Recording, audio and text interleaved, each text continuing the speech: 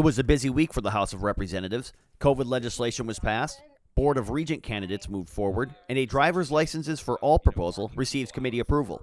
On Tuesday, the House and Senate Higher Education Committees chose 8 finalists for the 4 open seats on the University of Minnesota's Board of Regents. Members heard from candidates who made their case for the university's 12-member governing body. This year, the 4 open seats are for Minnesota's 1st, 4th, 6th, and 7th congressional districts. A joint convention of the legislature is expected to convene in the near future to elect candidates for the 4 open seats. Discussion about whether damage from last year's civil unrest in Minneapolis and St. Paul should be covered by the state's disaster contingency account continued Wednesday. Representative Gene Pawlowski Jr. sponsors House File 444 that would restrict the definition of disaster under state law to exclude catastrophes caused by civil unrest. Members of the House Industrial Education and Economic Development Finance and Policy Committee once again debated the topic, with members falling on both sides of the fence. I'd be in favor of this language simply because I think, natural disasters, as they are defined, do not include civil unrest.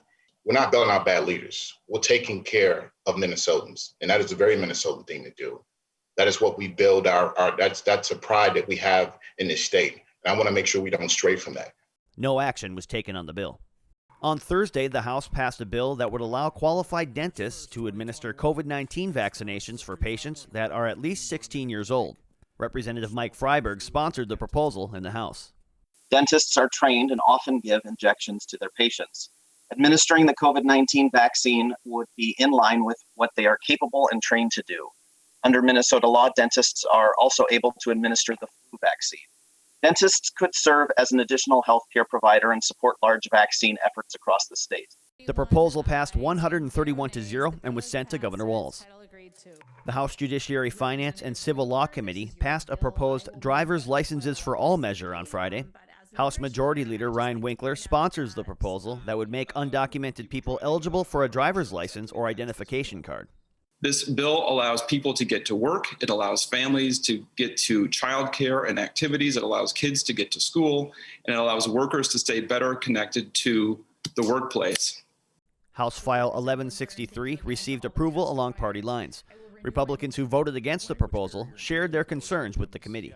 You're setting up a situation where a person who's already broke the law by coming into this country illegally has no problem signing a form that says they're not here legally, giving them a legal identification that is not marked in any way that they are not here in this country legally with the state identification card.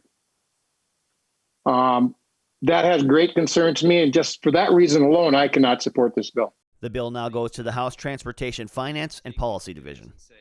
For more nonpartisan coverage of the House of Representatives, check out our Session Daily work at house.mn/sessiondaily.